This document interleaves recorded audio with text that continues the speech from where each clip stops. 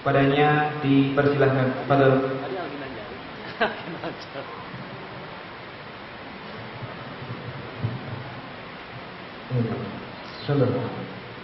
Assalamualaikum warahmatullahi wabarakatuh.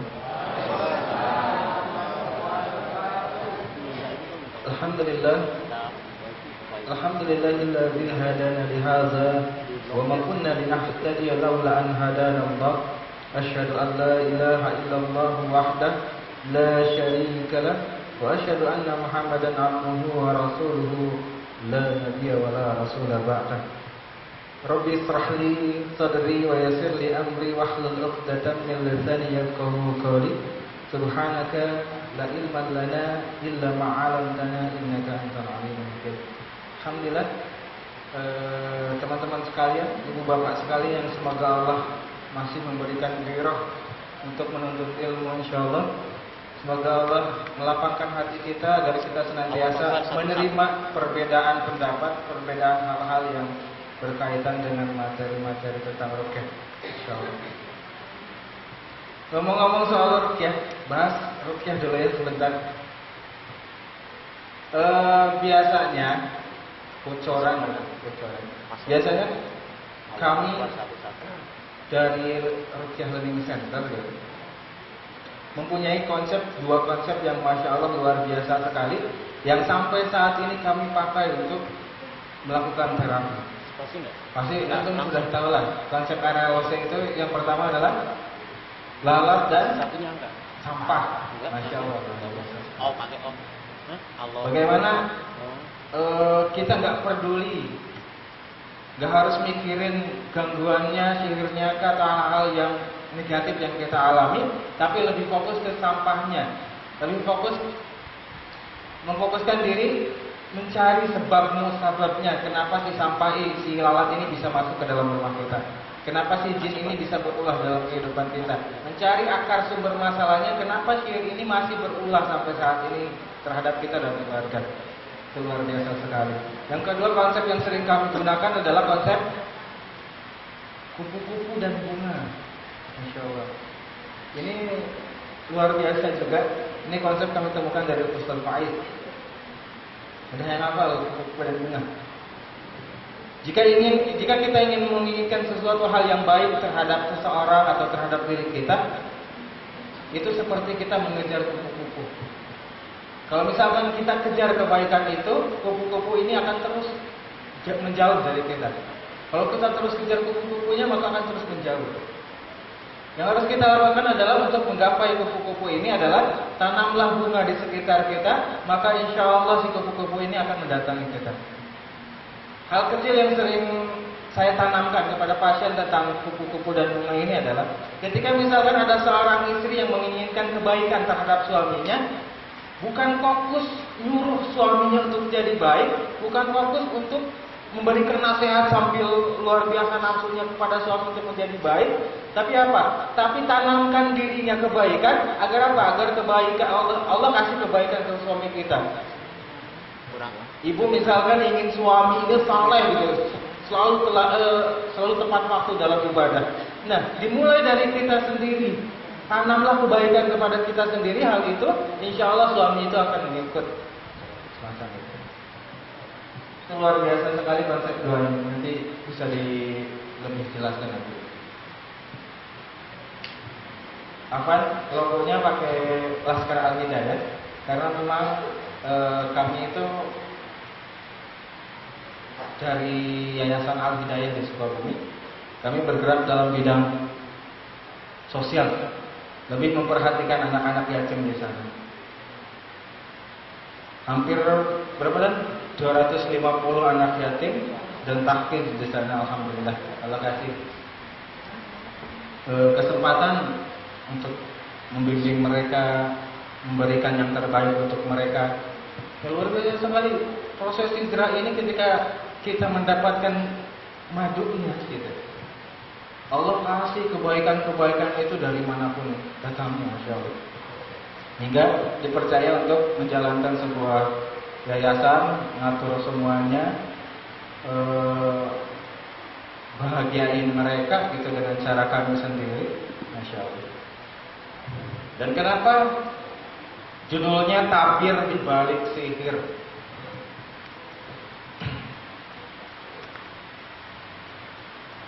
Kenapa judulnya seperti ini? Karena hal-hal yang tabu yang mungkin kita tidak pikirkan tentang masalah-masalah perkara sihir yang berkaitan dengan sihir, insya Allah akan dibuka malam ini.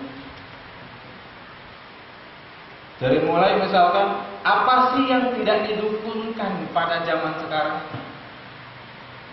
Ada contohnya yang tidak pernah didukunkan pada saat ini.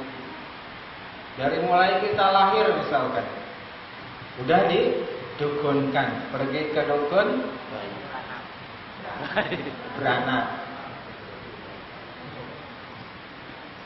Terus setelah tambah dewasa, anaknya berapa bulan, sebulan, 2 bulan, datang ke dukun untuk apa? Minta penjagaan.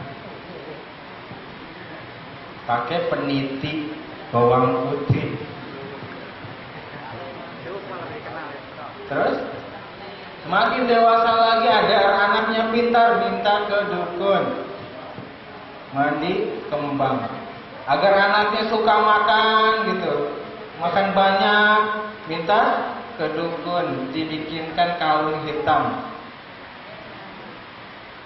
Semakin dewasa terus seperti itu.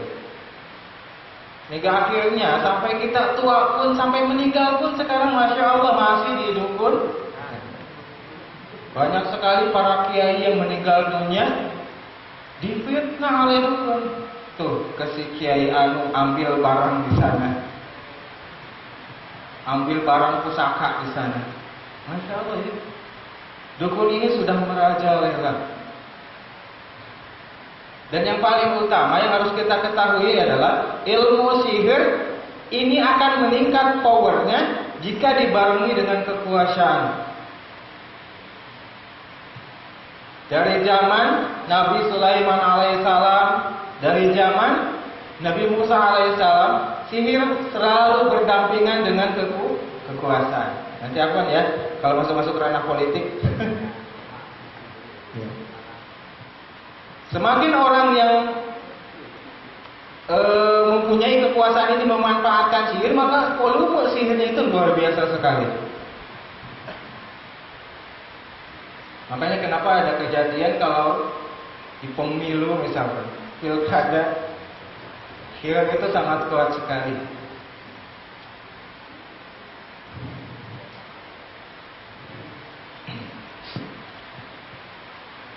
Dari dulu, dari zaman dahulu itu seperti itu.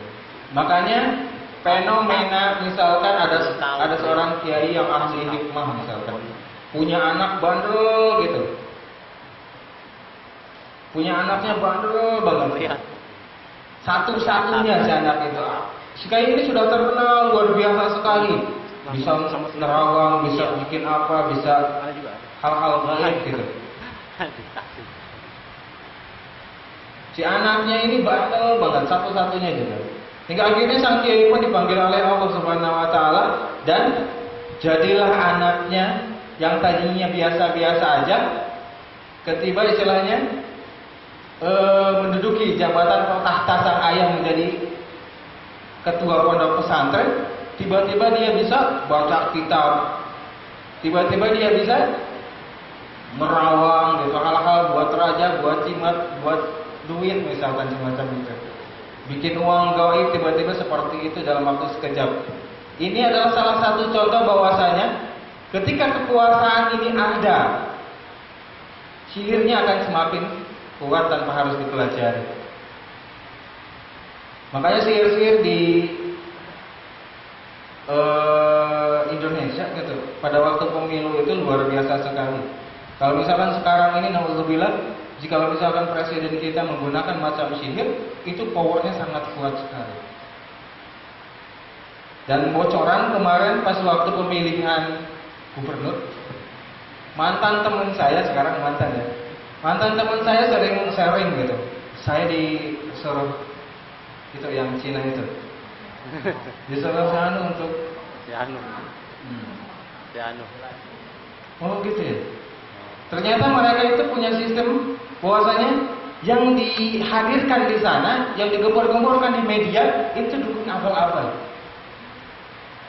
Mereka itu bekerjanya di dalam pemerintahannya, di dalam hal penghitungannya. Jadi misalkan kita mungkin kemarin sibuknya, Kiai Masya Allah luar biasa sekali antusiasnya untuk menghalau sihir di TPS gitu ya. Jadi beliau sudah memperkirakan hal tersebut gitu. Sehingga yang dimainkan di depan itu adalah antek-anteknya. Beliau mainnya di pas perhitungan suaranya. Jadi ketika misalkan dibaca hasilnya, harusnya di sini Anies Sandi misalkan. Yang kelihatan oleh si pembacanya adalah sampai seperti itu. Tapi alhamdulillahnya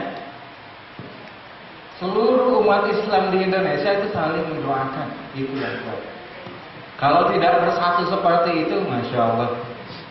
Nah, waspada juga nanti tahun 2019, karena saya juga dapat kabar dari mantan teman. Iya, kadang-kadang itu menjadikan momen mereka untuk berulang kembali terhadap kita. Salah ucap aja. Mantan teman itu, saya sudah di booking sama Cikewe. Ya. Si dia ini dukun khusus pilkada. Spesialis pilkada. Seperti itu. Jadi setiap hal dari kita mulai lahir hingga sampai meninggal dunia, sering banget dukun ini ikut berulang. Karena memang fitrahnya seperti itu, sunatallahnya seperti itu. Sihir dan perdukunan ini akan senantiasa eksis hingga akhir zaman. Karena itu sudah ditulis indah di dalam Al-Quran. Al-Quran ini dijaga oleh Allah sampai akhir zaman. Jadi kalau misalkan kita niat saya ingin membahas sihir dan perdukunan sampai ke akar-akar hilang semua, mimpi berarti. Karena memang Allah sudah sunatullah, sihir dan perdukunan ini akan eksis sampai akhir zaman. Jadi teman-teman sekalian, yang perlu kita perangi adalah sistem peperangan mereka. Sistem peperangan mereka, program mereka itu yang harus dihancurkan.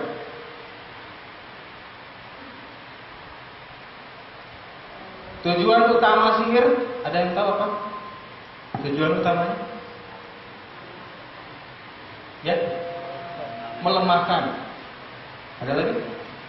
Tujuan utama sihir itu apa sih? Memalingkan. Malingkan apa? Baju. Kalau kita melihat dalam surah Al-Baqarah 102, tugas utama mereka adalah memisahkan antara pasangan suami dan istri. Tugas utamanya seperti itu. Hingga akhirnya konteks tafrik di sini adalah bukan hanya memisahkan antara pasangan suami dan istri, tapi lebih luas lagi. Bahkan saya pernah meruqyah seorang anak umur 10 tahun. Luar biasa sekali. Kalau misalkan dalam pandangan kita, ini nggak masuk akal gitu. Saya ditelepon oleh ibunya, Kang Rizky, boleh ke rumah nggak? Anak saya kesurupan. Nah, si anak ini kesurupan apa coba? Dia menganggap dirinya dajjal. 10 tahun. Ngomongnya itu luar biasa sekali. Kita yang kuliah pun kadang-kadang mengeringitkan dahi gitu. Saya dajjal kan? Jangan kalian anggap bahwasanya mata satu itu hanya lahirnya saja. Sampai bilang seperti itu. Mata satu di sini adalah memata satukan umat muslim di dunia agar apa? Agar saling tidak melihat terhadap saudaranya. Memata satukan umat muslim seluruh dunia agar apa? Agar menatap terhadap kaumnya saja. 10 tahun bicara seperti itu, Masya Allah. Jadi kita belajar ruqyah ini bukan hanya sekedar untuk mengobati pasien, mengajak pasien ke dalam ketauhidan saja, tapi lebih daripada itu, mempersiapkan diri, keluarga kita, anak cucu keturunan kita, hingga umat semuanya, mempersiapkan mereka agar apa? Agar mereka nantinya bisa bertahan dan berjuang melawan tukang sihir yang paling tinggi ilmunya. Siapa? Dajjal. Konsepnya itu sudah sampai sana.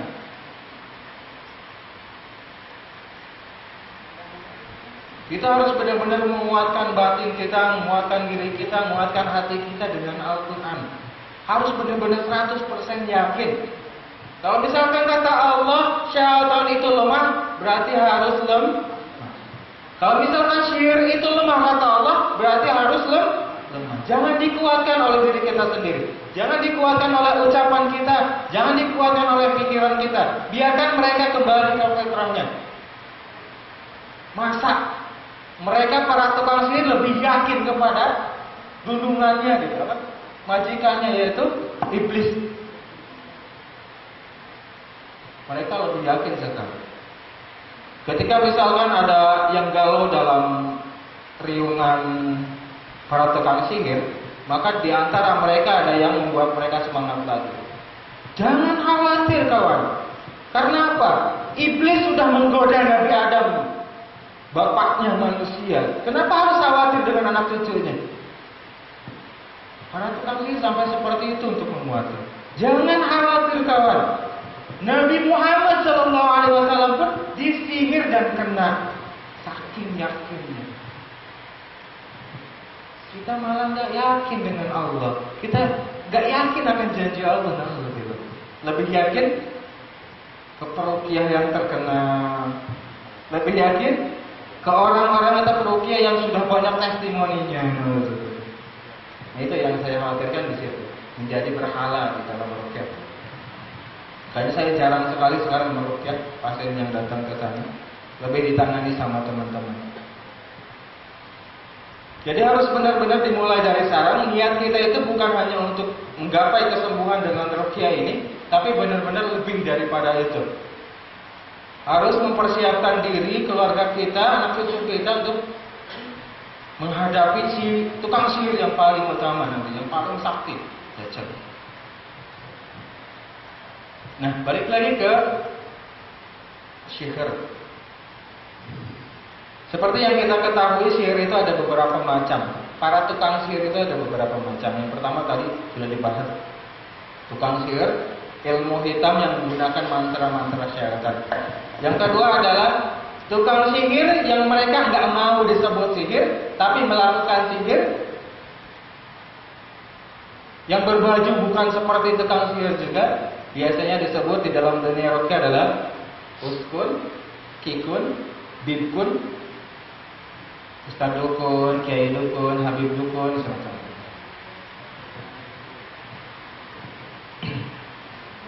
Mereka mengklaim bahwasanya banyak sekali ustaz dukun yang seperti itu. Mereka mengklaim bahwasanya bisa mempunyai karomah, mempunyai seperti karomah gitu. Bisa melihat gaib, ramalan-ramalan cuaca mungkin, ramalan-ramalan yang sejenisnya. Itu ya bahaya sekali.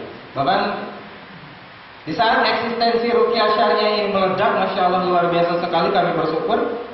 Mereka pun tidak mau kalah, akhirnya mendirikan ruqyah aswajal. Yang pada hakikatnya mereka melakukan kesyirikan tanpa disadari.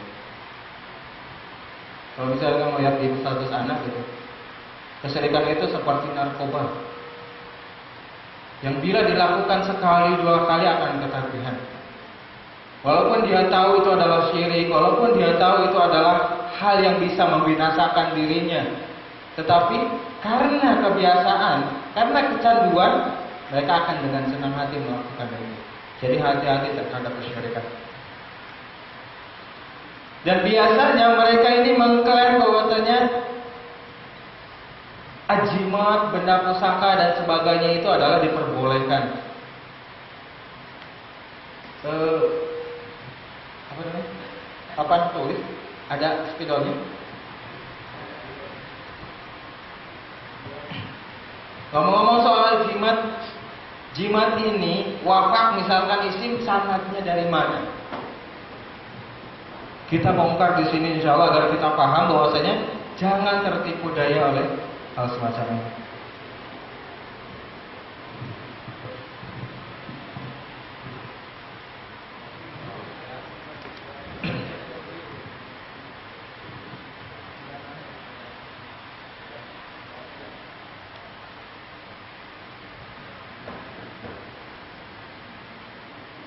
Ya, gabung.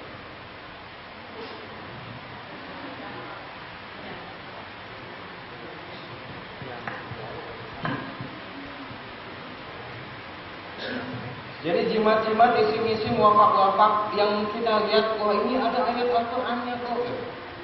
Ini ada ayat-ayat tentang Allah, tentang Ar-Rahman, tentang Bismillah. Ternyata yang menjadi patokan mereka bukan ayatnya, tapi hurufnya. Yang menjadi patokan mereka adalah hurufnya, bukan ayatnya. Jelas.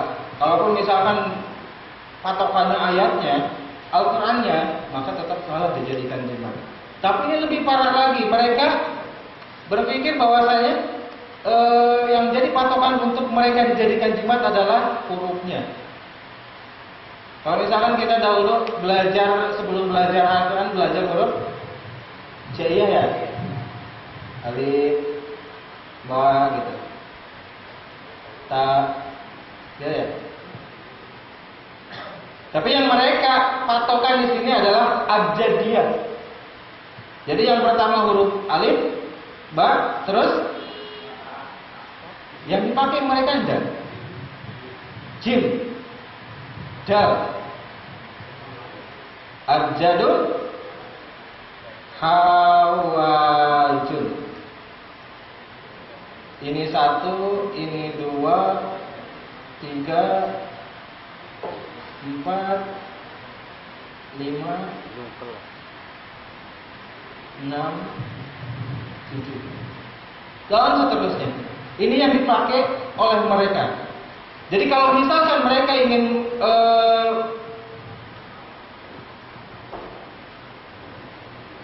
membuat jimat dari Bismillah, yang dipakainya bukan kalimat Bismillahnya, tapi huruf-huruf ba-nya, huruf-huruf Bismi, ba, sin, min. Ba-nya berapa di sini? 2. Ini 2. Contoh ya. Sinnya nanti di sana akan bertemu dengan 100. Mimnya 400. Ditambahkan nantinya. Jadi bukan ke Bismillahnya yang mereka utamakan, adalah huruf-hurufnya saja. Jadi seolah-olah mereka itu mengislamisasikan, padahal subhatnya luar biasa. Jadi mereka lebih fokus ke huruf-hurufnya. La ilaha illallah gitu. Yang mereka itu adalah huruf-hurufnya. Jadi tidak ada sangkut pautannya dengan lafaz la ilaha illallahnya. Hanya huruf-hurufnya saja. Setelah mereka mendapatkan angka, misalkan ini 2 tambah 100 tambah 400, 502 misalkan. 502. Yang mereka lakukan adalah membuat kotak. Semakin banyak kotak yang mereka buat, maka semakin luar biasa efeknya. Lagi-lagi tidak ada di dalam Al-Quran. 502 langsung dimasukkan ke dalam kotak. 502. Bisa juga di awalnya, bisa juga di sini. 502.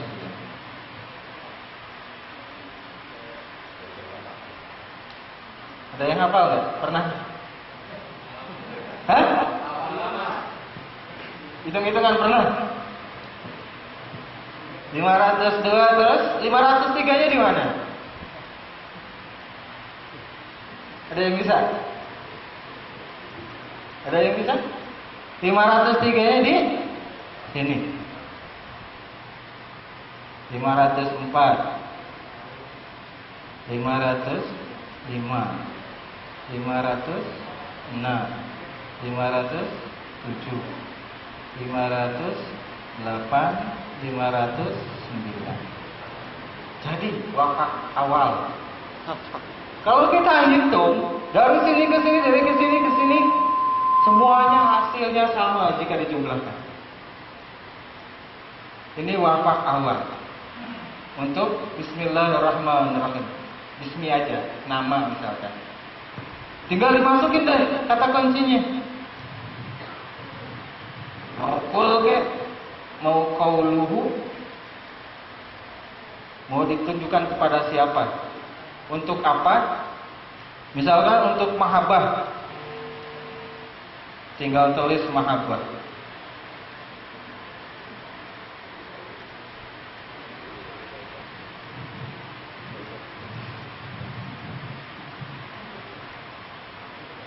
Semacam itu terus gitu.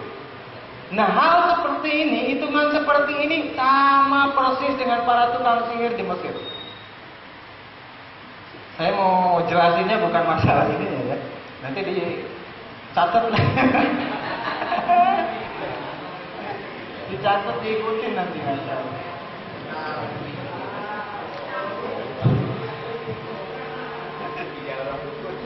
Yang mereka ikuti abjadun hawajun ini, para tukang sihir Mesir pun sama.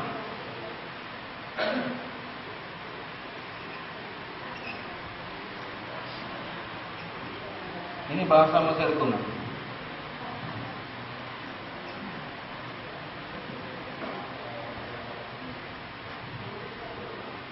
Sama persis banget. Para tukang sihir dahulu belajar di Mesir itu belajar ilmu perbintangan. Dan sama, kasusnya sama, perhitungannya sama. Ini abjadun hawajun. Sampai ke bawahnya sama.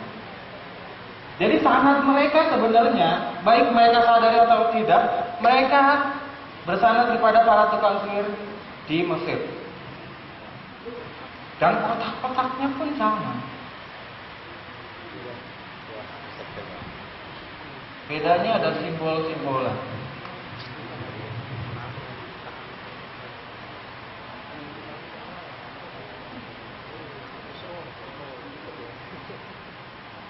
Angkanya sama. Sering sekali kalau misalnya kita melihat jimat-jimat ada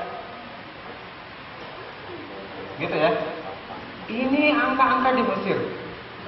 Ini bukan waw, bukan 9, bukan koma. Tapi ini adalah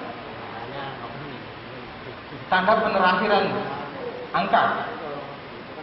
Terus ada yang bintang. Ada yang seperti ini. Ini semuanya diambil dari cara-cara para tukang sihir di Mesir. Jadi sanadnya seperti itu. Kalau misalkan mau 15 kotak gitu,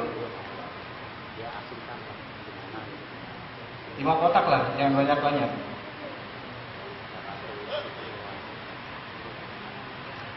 Misalkan ngambil kata Yusuf, tinggal diukir. Ya-nya berapa, wawunya berapa, sinnya berapa, digabung, masukin ke sini, tinggal masukin kata kunci.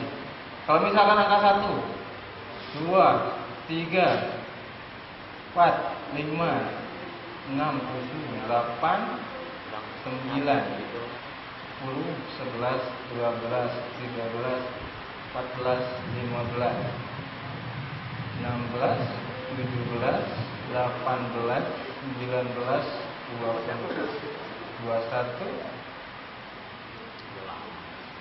22, 23, 24, 25. Silakan dihitung, pasti sama. Ada yang mau ngitung? Monggo. 17 tambah 24 tambah 1 tambah 8 tambah 15. Terus hitung juga ke sini, hitung juga ke sini, ke sini, ke sini, ke sini, ke sini gitu. Semuanya hasilnya sama. Kalau para uskun selalu menggunakan ini dengan huruf-huruf Arab yang disandarkan kepada Al-Quran. Misalkan hasilnya berapa? 15 tambah 8, 23, 24 tambah 24, 48 tambah 17, 65. Kita menghasilkan 65. Buka halaman di Al-Quran, buka halaman ke 65, ayat 65 di surat tersebut. Baca, sesuaikan dengan apa yang diinginkan. Terus kan seperti itu ramalannya. Buat dihitung-hitung sandarkan kepada Al-Quran. Hingga akhirnya seolah-olah itu Islami. Padahal mereka sanadnya itu tetap kepada tukang sihir di Mesir. Perhitungannya seperti itu. Jadi mereka tidak menggunakan ini mutlak, tapi yang digunakan adalah huruf-hurufnya saja. Huruf-hurufnya dihitung gitu, bukan Bismillahirrahmanirrahim. Udah ada yang hitung 65 semua? Mau berapapun kotaknya. Kenapa, Bu? Masuk angin. Ah, berarti pernah punya jimat ya. Gitu ya. Sedikit kebongkar aja langsung. Udah ada yang hitung? Mau 100, mau 2000 kotak. Semakin banyak kotak semakin bagus. Tapi yang jadi masalahnya, ketika ada salah satu kesalahan aja, cengir. Berarti itu apes untuk si yang buat jimatnya.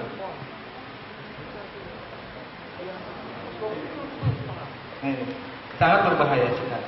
Makanya ketika sanadnya ini kepada para tukang sihir, efeknya sangat luar biasa sekali bagi orang-orang yang pernah atau lagi berkaitan dengan hal ini.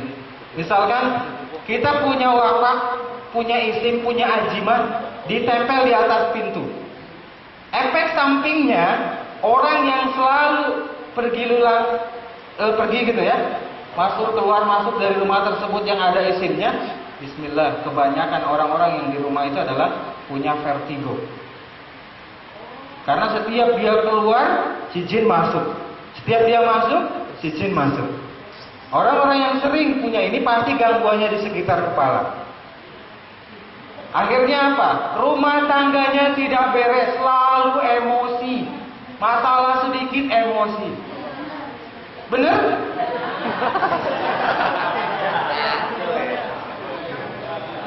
Walaupun misalkan di awalnya mereka ditanam, iya terasa enak, usaha lancar, tetap mereka istilahnya seolah-olah membuat hal itu baik di awal. Hingga pada akhirnya sanadnya tetap masih ada sihir untuk menyakiti. Dan siapa lagi kalau misalkan yang disakitinya adalah orang-orang yang di rumahnya. Pasti seperti itu. Jika misalkan kita jimat ini, isim ini atau wafat ini dikubur di tanah, Bismillah, orang-orang yang mengubur di tanah sering keluhannya di kakinya. Entah itu stroke, rematik yang tak kunjung sembuh, biasanya seperti itu.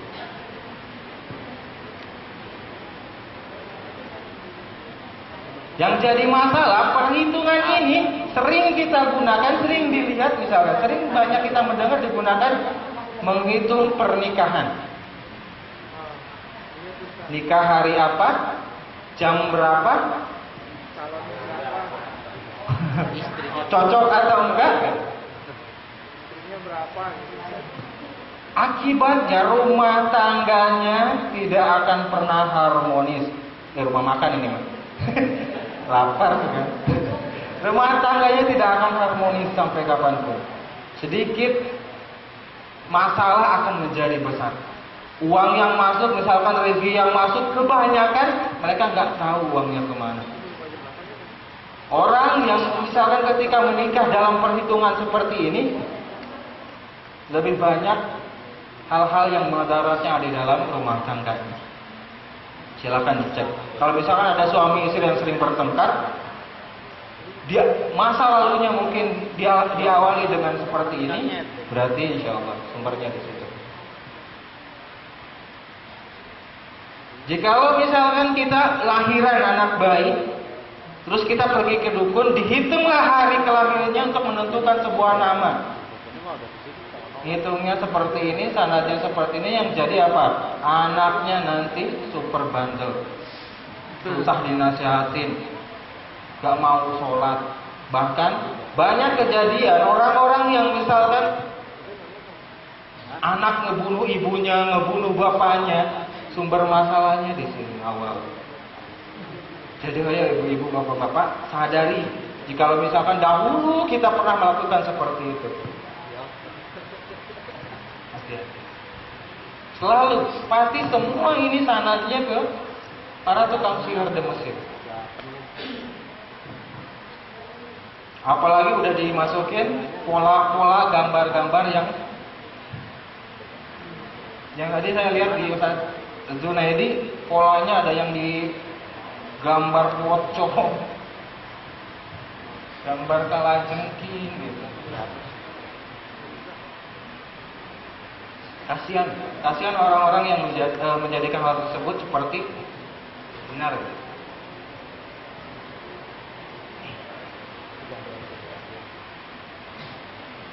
Jadi semua perhitungan ini asal mulanya, kenapa saya bisa perhitungan ini? Bukan saya pada waktu jadi ustaz, bukan, tapi jadi tukang sihir.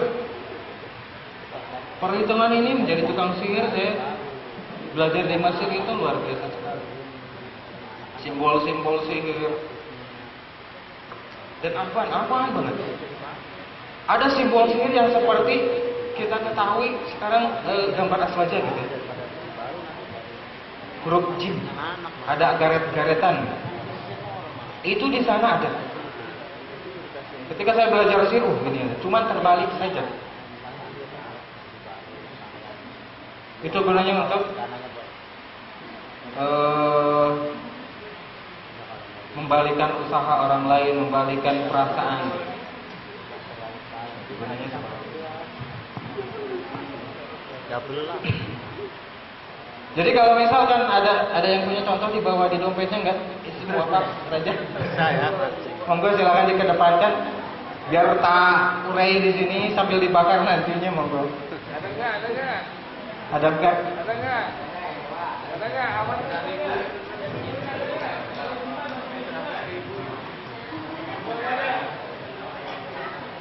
Oh, ada kan Ustaz? Ada. Apa?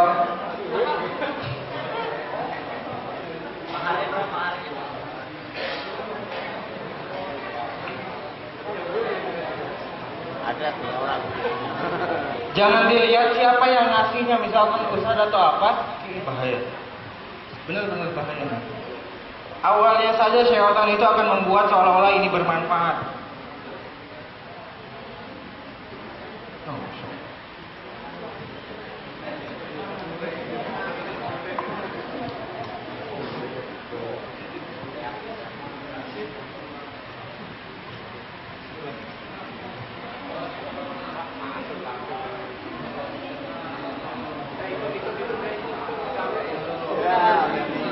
Apa itu? Dibuka bajunya, dibuka.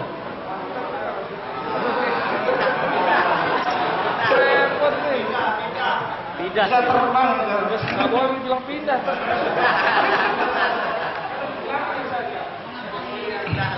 Iya. Wah, pindah kayak.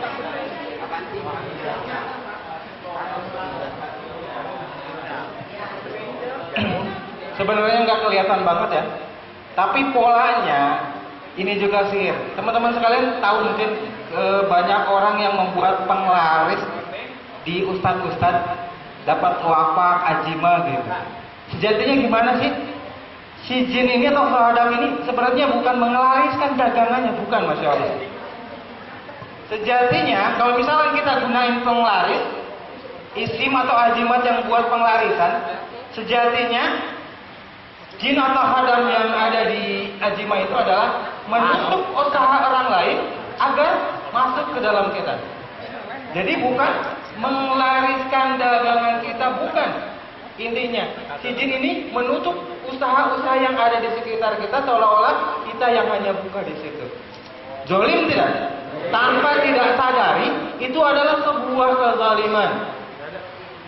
Mereka pikir kalau misalkan kita punya penglaris atau wakaf yang ada penglarisan, mereka pikir itu usahanya dibikin laris, padahal enggak. Usaha yang sejenis yang di sekitarnya ditutup oleh si jin ini sehingga mereka selalu melihat yang buka saja.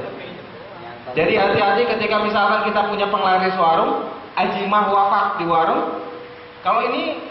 Kalau bulat-bulat seperti ini biasanya untuk memutarkan.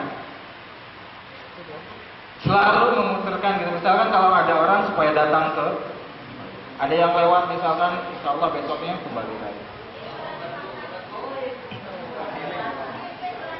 Jalan di pasarnya? Intinya gitu. Kalau misalkan lebih jelas lagi, dibongkarnya luar biasa sekali, bahkan sampai ada efek sampingnya. Sihir ini meminta tumbalnya luar biasa sekali, tanpa kita sadari. Seolah-olah ini baik gitu sebagai penglarisan usaha. Tapi kita kalau bongkar di itu kan, maka nantinya akan terjadi hasil tumbalnya apa? Ada yang tumbal misalkan istri sering sakit-sakitan, ada yang tumbal anaknya sering sakit-sakitan. Iya dia kaya, tapi tidak bahagia. Ataupun dirinya sendiri yang digadaikan tanpa sengaja.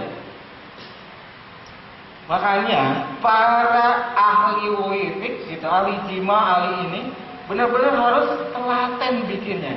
Apalagi cuman fotokopian seperti ini, wah masya Allah bahaya banget. Nanti ada simbol-simbolnya, ada perhitungannya, akhirnya bisa diuraikan bahwasanya, oh ini akibat dari wifik ini. Efek sampingnya seperti ini, minta tumbalnya tumbal ini, selalu seperti itu. Dihitung-hitungan. Hati-hati.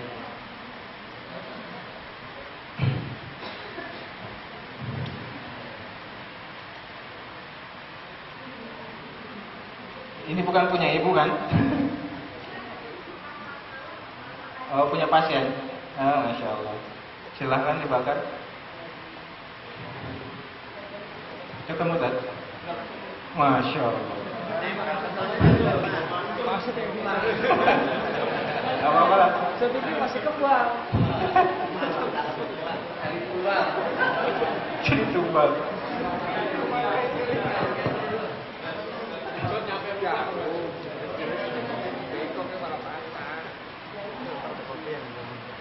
Jadi semakin banyak kotaknya, semakin mantep powernya, dan semakin pula efek sampingnya luar biasa.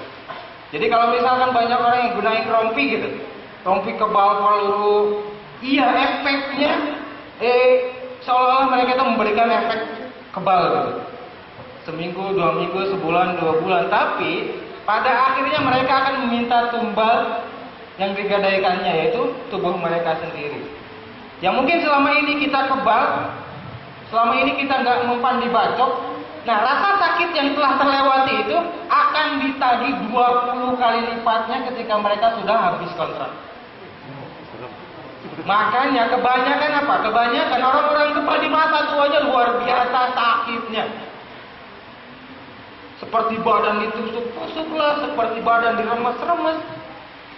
Coba, pastilah para pelukia pernah ngalamin mendapatkan pasien dulunya mantan seperti itu, akhirnya sakitnya luar biasa di saat. Namun tidak hanya menunggu tua biasanya, tergantung dengan pola sihirnya itu sendiri. Apa yang dipakainya, jimat di rompi misalnya. Jimat di rompi lebih banyak ke 30 tahun paling lambat seperti itu efeknya. Kenapa saya bisa tahu ya seperti itu? Dulu saya ahli buat jimat juga, Soal. Tanyain dulu. Ini Masya Allah murid saya dari dulu gitu, mulai dari rukun santet sampai saat ini Masya Allah ikut terus. Iya.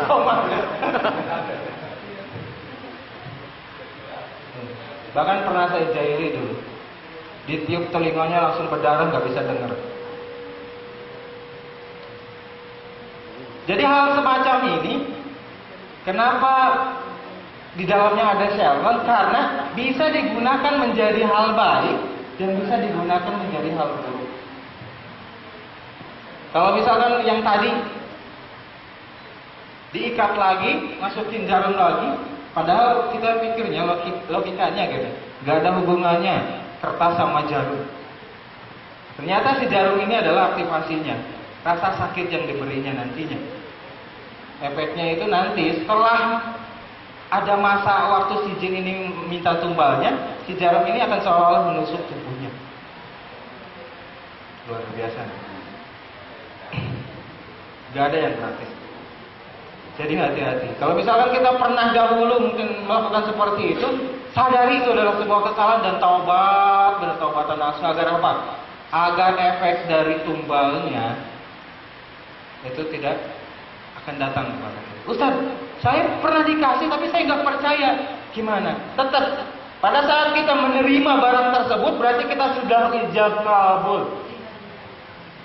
Ustaz, saya dikasih sama Ustaz itu pas waktu terbawa kata nih, Ustaz.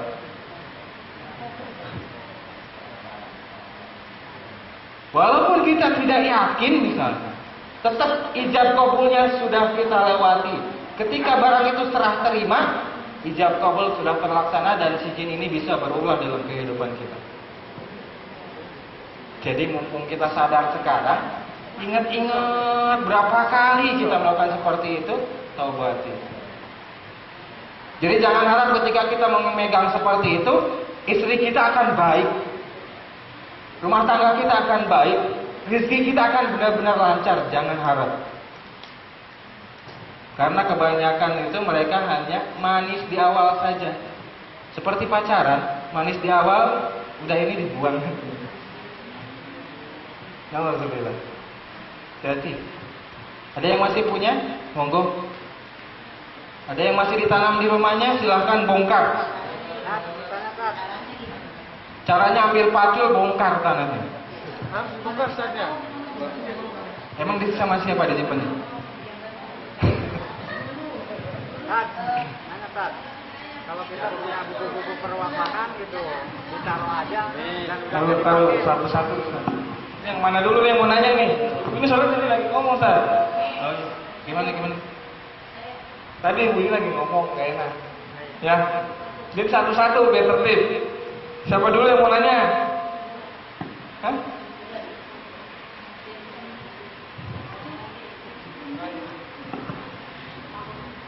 Oke dulu ya. Halo, assalamualaikum warahmatullahi wabarakatuh. Halo. Saya Umi dari Cilegon. Masya Allah. Kan ibu pernah dulu berobat ya, yang mengandung syirkiyah lah. Terus banyaklah buhul-buhul yang ditanam gitu ya. Salah satunya bambu kuning gitu, terus asahan kan banyak itu. Saking banyaknya kan ada yang lupa naruh di mana gitu. Terus gimana itu Pak Ustadz? Cara ngilanginnya? Yang paling utama, cari yang kita ingat terlebih dahulu dan bongkar. Jangan sampai lebih sayang terhadap keramiknya, lebih sayang terhadap tanahnya daripada akidah kita. Kalaupun misalkan nantinya setelah kita ikhtiar, kita bongkar nggak ada, bismillah, Allah melihat ikhtiar kita bukan hasilnya. Yang penting kita sudah ikhtiar untuk menggalinya, ketika nggak ada ya Allah. Iya. Ya udah, makasih. Banyak ya Bu ya, saking banyaknya sampai lupa. Banyaknya. Ya. Ya udah, makasih Pak Ustadz. Assalamualaikum warahmatullahi wabarakatuh. Yang itu Ustaz ya, ganti-ganti Ibu ya. Assalamualaikum warahmatullahi wabarakatuh. Ustaz, saya mau tanya, kalau kita punya buku-buku perwatakan dan sudah tidak diamalkan lagi dan belum dibakar, apakah ada efek sampingnya? Buku apa? Mujarobat ya? Bukan, Asrorul Hikmah. Asrorul Hikmah. Dibakar saja itu. Ya, Antum sudah hafalin? Ya, hafal masih. Sabatilah. Bahaya nantinya. Antum sudah nikah? Udah. Punya anak? Iya. Umur berapa? Umur 41. Anak 41. Masya Allah. Anak 16. Hati-hati, biasanya karakter kita itu nanti turun ke anak. Karakternya